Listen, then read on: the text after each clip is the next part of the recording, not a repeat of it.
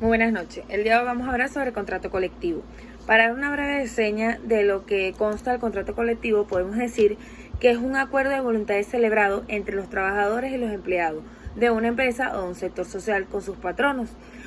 Este acuerdo puede regular todos los aspectos de la relación laboral como salario, jornada, descansos, vacaciones, bonificaciones, entre otros. Las condiciones que se establezcan en este tipo de contrato no deben ser menos favorables que las estipuladas en la legislación vigente, pues de los contrarios se consideran nulas.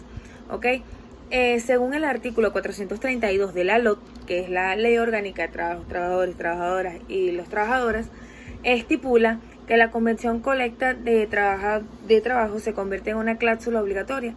En parte integran a los contratos individuales de trabajo, celebrando o que se celebren durante su vigencia en el ámbito de la aplicación de convención, aún para aquellos trabajadores y para aquellas trabajadoras que sean integrantes de una organización sindical u organizaciones sindicales que hayan sido suscritos en la convención.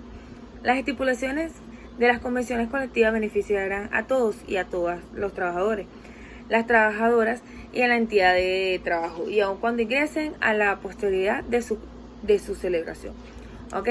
Para ellos podemos decir que unas principales características del contrato colectivo de trabajo. 1. Tenemos la aplicación general, que consta del contrato colectivo de trabajo se apliquen para todos los trabajadores que pertenecen a la unidad económica productiva que se encuentra regulada por el mismo. Como número 2 podemos decir la duración determinada. Tiene una duración determinada y puede ser de un año o puede ser renovada por periodo consecutivo de igual duración. Tenemos la regularidad de las condiciones de trabajo. Establece un reglamento laboral para los trabajadores, incluyendo horas de trabajo, salario, vacaciones, seguridad y salud en el trabajo, entre otros aspectos. Tenemos la negocio de los sindicatos de las empresas. Es negociado entre los representantes de los sindicatos de trabajadores y las empresas. Tiene fuerza en la ley, una de aquellas que se ha firmado el contrato colectivo, tiene fuerza en la ley y es obligatorio el cumplimiento para ambas. También establecemos en el artículo 432 el efecto de la convención colectiva, la cual estipula la convención colectiva de trabajo se convierte en una cláusula obligatoria y en parte de los contratos individuales que se celebren durante la vigencia de ámbito de la aplicación de convención.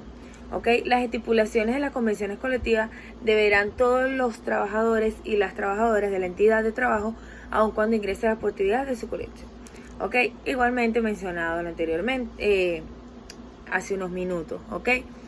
Entre los contenidos del contrato colectivo de trabajo tenemos varios puntos que mencionar. Tenemos el punto número 1, que es la identificación de parte, que trata de que el contrato debe incluir la identificación completa de la empresa y de los sindicatos de negociación del contrato. El objeto del contrato debe ser específicamente y claramente el objetivo de la negociación, que se mejoran las condiciones laborales de los trabajadores.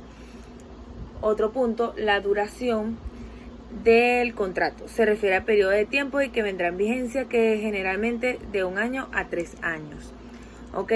Cláusulas laborales viene siendo otro punto, que cual indica que debe incluir las cláusulas que regulan las condiciones de trabajo de los empleados, incluyendo horas de trabajo, salario, prestaciones sociales y vacaciones, una de las mencionadas anteriormente. Otro punto, tenemos la protección de los derechos de los trabajadores, el procedimiento de la solución de los conflictos, tenemos la vigencia y la terminación del contrato. Este punto establece que se debe establecer las condiciones de la vigencia y determinación del contrato, incluyendo las cláusulas de prórroga y las renovaciones. Por último, podemos hablar de las firmas. Deben ser firmados por partes de negociadores de las empresas y de los sindicatos para confirmar su acuerdo y compromiso con las cláusulas establecidas.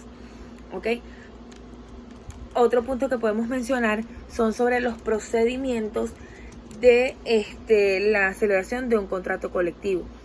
Según lo que establece el artículo 448 de la convocatoria de negociación, indica que el inspector o la inspectora de trabajo fijará la primera reunión, dar inicio a la negociación de la convención colectiva del trabajo dentro de los 30 días siguientes de la admisión, notificándole al patrono o a la patrona del lugar fecha y hora de la reunión, emitiendo una copia del proyecto.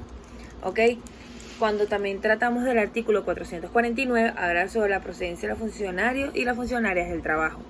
la cual indica que se realizará una presencia de un funcionario o una funcionaria de trabajo quien presidirá las reuniones y se interesará en lograr un acuerdo inspirado en la justicia y la protección del proceso social de trabajo y de la justa distribución de la riqueza conforme a la ley. Ambas partes podrán realizar las reuniones y acordar la sesión sin la presencia de un funcionario y de una funcionaria. ¿Ok? Pasamos al artículo 450, la cual indica el depósito de la convención de la colectiva acordada. ¿Ok? A los efectos de su validez, la convención colectiva de trabajo acordada debe ser depositada a la inspectora de trabajo donde fue admitida.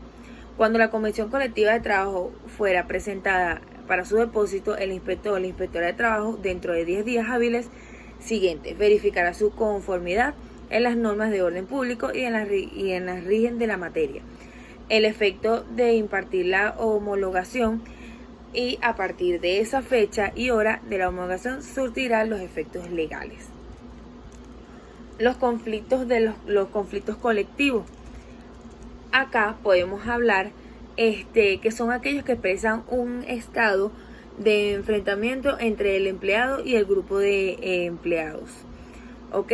Es un conjunto de los trabajadores y empleados de aquellos formalmente representando por uno o por más sindicatos. En general se trata de una situación en la que la diferencia de discrepancia o el distinto modo de utilizar las discusiones que han permitido encontrar forma de llegar a acuerdos de transacciones, en sus efectos modificar los términos que se hayan desarrollado en la relación entre las partes afectadas, tanto hacia adentro como hacia afuera de la relación o de ambos sentidos. ¿Ok? También podemos hablar sobre las huelgas y las negociaciones. Se entiende que la suspensión de labores entre parte de los trabajadores. Ejemplo, el aumento de requisitos de ejercer el derecho de las huelgas se hizo un beneficio del Estado al ser los mayores empleados del país. ¿Ok? Por acá podemos hablar sobre el artículo 486 de la Ley Orgánica del Trabajo.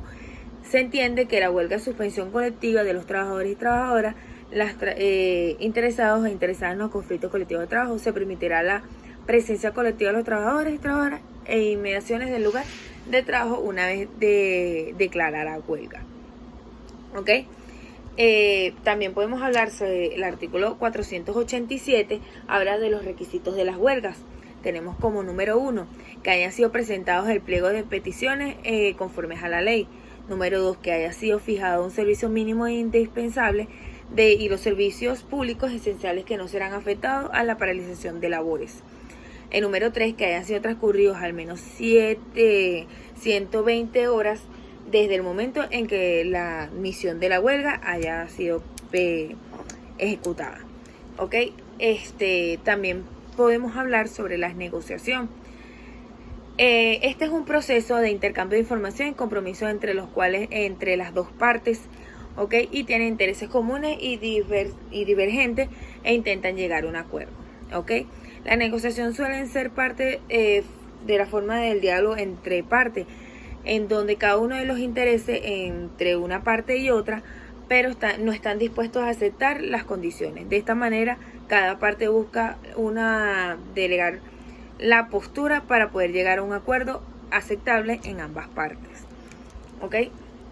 Entre las características básicas de las negociaciones podemos mencionar: número 1, existen dos o más interesados en negociar. Número 2, las partes de las negociadoras están irrelacionadas, ¿ok?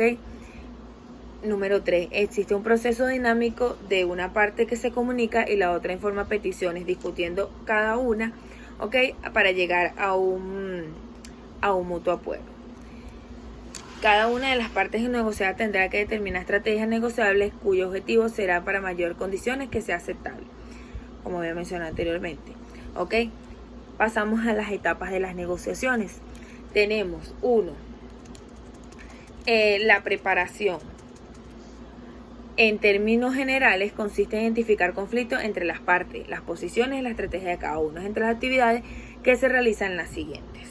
¿Ok? El diálogo de la situación, la determinación de los propios objetivos, posibles convenciones, la definición de estrategia de negocios a seguir, el antagonismo, que se trata de exponer la contraparte de lo que tienen de la negociación. En esta etapa determinan para definir el poder de la negociación del acuerdo de cada parte. La aceptación del marco común. Una vez de que las partes se han presentado, deben decidir si están dispuestas a aceptar las posiciones, en qué tipo de postura elegirán. También tenemos otro punto, la presentación alternativa. En esta etapa las partes van ofreciendo alternativas de acuerdo. Y por último, el cierre. En las partes determinadas lleguen a un acuerdo y se comprometan a cumplirlas. Buenas noches, muchas gracias.